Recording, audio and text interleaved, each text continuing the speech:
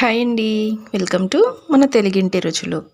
ఇవాల్టి ఈ వీడియోలో చింతపండు రసం తయారీ విధానం చూద్దామండి. ఇంట్లో మనకి టమాటోలు ఎప్పుడైనా తక్కువగా ఉన్నప్పుడు ఓసారి ఇలా చింతపండుతో రసం పెట్టి చూడండి. నోటికి కమ్మగా చాలా రుచిగా ఉంటుంది. అన్నంలోకి చాలా చాలా బాగుంటుందండి. ఒకసారి మీరు కూడా ఈ పద్ధతిలో ట్రై చేయండి. ఈ చింతపండు రసం కోసం ఫస్ట్ ముందుగా మనము చింతపండుని నానబెట్టేసుకోవాలండి. ఒకసారి నీట్గా కడిగేసేసి ఇక్కడ ఈ వీడియోలో చూపిస్తున్న విధంగా కొంచెం పెద్ద నిమ్మకాయ సైజ్ అంతా చింతపండుని అయితే తీసుకోండి. వాటరు మీకు త్వరగా నానిపోవాలి అనుకుంటే కనుక కొంచెం వేడి వేడి నీళ్ళు వేసుకున్నారంటే చింతపండు అనేది త్వరగా నానుతుంది. ఇలాగ కొంచెం వాటర్ వేసేసుకొని పక్కన పెట్టేసేయండి. నెక్స్ట్ మరొక గిన్నె తీసుకుందాము. ఇప్పుడు ఇందులోకి బాగా పండిన టమాటో ఒకటి సరిపోతుందండి. కొంచెం పెద్ద సైజులో ఉండే టమాటో ఒకటి తీసుకోండి. అలాగే టమాటోను కూడా చిన్న చిన్న ముక్కలుగా కట్ చేసుకోండి. ఇప్పుడు ఇందులోకి ఒక గుప్పెడు కొత్తిమీర తరుగు వేసుకోండి. అలాగే ఒక గుప్పెడు కరివేపాకు వేసుకోండి. నెక్స్ట్ ఇందులోకి ఒక పావు టీ స్పూన్ వరకు అయితే పసుపు వేసుకోండి.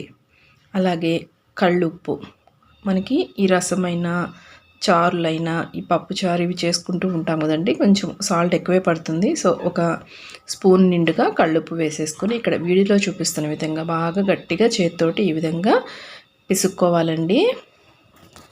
అలా గట్టిగా మనము కలుపుకుంటే చక్కగా మనకి మెత్తగా మ్యాష్ అయిపోతుంది. టమాటో అంతా మంచి ఫ్లేవర్ కూడా వస్తుందండి. అలా గట్టిగా కలిపేటప్పుడే మనకి మంచి స్మెల్ అనేది వస్తుంది. ఒక్కసారి కొంచెం వాటర్ వేసేసుకొని నేను జస్ట్ అలాగ హ్యాండ్ వాష్ లాగా చేసేసుకున్నాను.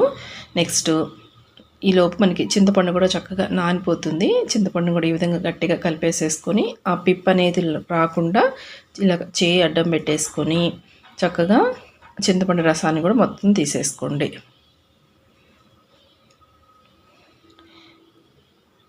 ఇలాగా చింతపండులో నుంచి మొత్తం రసం మొత్తం కూడా తీసేసిన తర్వాత ఇప్పుడు ఇందులోకి తగినంత వాటర్ వేసేసుకోవాలి. ఇక్కడైతే నేను ఒక 1/2 లీటర్ పైనే వాటర్ వేసుకున్నానండి. సుమారుగా అవి ఒక 3/4 లీటర్ వరకు నీళ్లు వేసుకున్నాను. ఇప్పుడు ఈ గిన్నెని స్టవ్ మీద పెట్టేసి మీడియం ఫ్లేమ్లో వీటిని ఒక 7-8 నిమిషాల పాటు మరిగించుకోవాలి.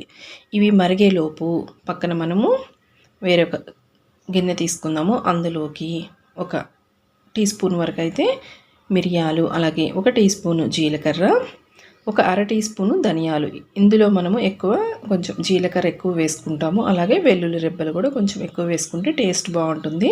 ఇక్కడ నేను ఒక 7-8 వరకు వెల్లుల్లి రెబ్బలు వేసాను. అలాగే పొట్టుతో సహా వేసేసుకోండి.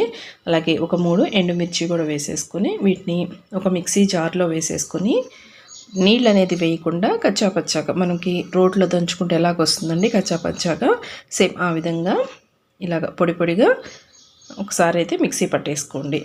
ఇప్పుడు మనకి స్టవ్ మీద ఒక పక్క ఈ రసం మరుగుతూ ఉంటాయి కదా, ఇప్పుడు ఇందులోకి మనం మిక్సీ పట్టుకున్న ఈ మిశ్రమం మొత్తాన్ని కూడా వేసేసుకోండి. ఇలాగ పొడి వేసిన తర్వాత మంచి స్మెల్ వస్తుందండి మనకి.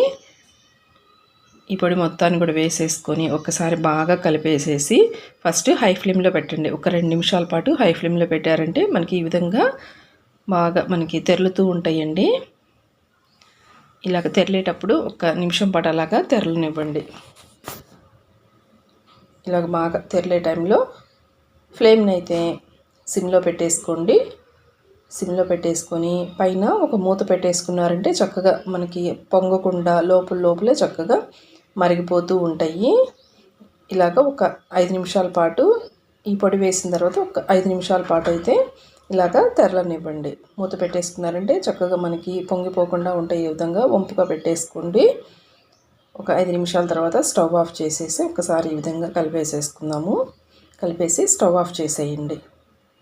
ఇప్పుడు ఇందులోకి మనము తాలింపు పెట్టేసుకుందామండి. డైరెక్ట్గా మీరు చిన్న గరిటెలో తాలింపు పెట్టేసుకొని డైరెక్ట్గా ఆ గిన్నెలో అయినా వేసుకోవచ్చు. నేను ఇక్కడ వీడియో కోసం చేస్తున్నాను కాబట్టి నీట్గా ఉండటానికి ఈ విధంగా మరొక గిన్నె స్టవ్ మీద పెట్టేసుకొని జస్ట్ ఒక అర టేబుల్ స్పూన్ ఆయిల్ అయితే సరిపోతుందండి. ఈ రసంకి ఎక్కువ ఆయిల్ పట్టదు. ఒక స్పూన్ ఆవాలు వేసుకొని చాలా కొంచెము జీలకర్ర వేసుకోండి. ఆల్రెడీ జీలకర్ర మనము మిక్సీ పట్టేసుకున్నాం కదా, సో చాలా కొంచెం జీలకర్ర, జస్ట్ పావు టీ స్పూన్ కంటే కూడా తక్కువ పచ్చిశనగపప్పు, మినప్పప్పు, ఈ విధంగా 2 ఎండుమిర్చీలు వేసుకోండి. అలాగే కొంచెం కరివేపాకు కూడా వేసేసుకొని పోపును చక్కగా ఫ్రై చేసుకోవాలి. ఇవి చక్కగా ఫ్రై అయిన తర్వాత ఇందులోకి కొంచెం ఒక పావు టీ స్పూన్ అంతా ఇంగువ కూడా వేసుకోండి. ఇంగువ కూడా మంచి ఫ్లేవర్ ఉంటుందండి ఇలా రసం వాటికి. ఇలాగ కొంచెం ఇంగువ వేసేసుకొని ఒకసారి కలిపేసేయండి. కలిపేసి ఇప్పుడు ఇందులోకి మనం మరిగించి పెట్టుకున్నాం కదా, ఆ రసం మొత్తాన్ని కూడా వేసేసుకోండి. ఇలా రసం వేసిన తర్వాత ఒక్కసారి హై ఫ్లేమ్లో పెట్టండి, సరిపోతుంది. హై ఫ్లేమ్లో పెట్టేసుకొని కొంచెం పైనుంచి కూడా కొంచెం లైట్గా కొత్తిమీర వేసేసుకోండి. అలాగే మనకి ఆ పులుపు బ్యాలెన్స్ అవ్వడానికి లైట్గా మీకు ఇష్టం ఉంటే చిన్న బెల్లం ముక్కని, చాలా కొంచెం చిన్న బెల్లం ముక్క వేసుకుంటే మనకి టేస్ట్ అనేది బాగుంటుంది. ఇష్టం ఉంటే వేసుకొని, లేకపోతే స్కిప్ చేయండి. ఇలా ఒకసారి కలిపేసేసుకొని జస్ట్ మనకి ఒక అర నిమిషం పాటు అలాగా ఉంచేసి స్టవ్ ఆఫ్ చేసేయండి. ఇంతేనండి, చాలా టేస్టీగా చింతపండు రసం అయితే రెడీ అయిపోయింది. ట్రై చేయండి. వీడియో కనుక నచ్చితే ప్లీజ్ లైక్ చేయండి, ఛానల్ని సబ్స్క్రైబ్ చేయండి ఫ్రెండ్స్. Thank you.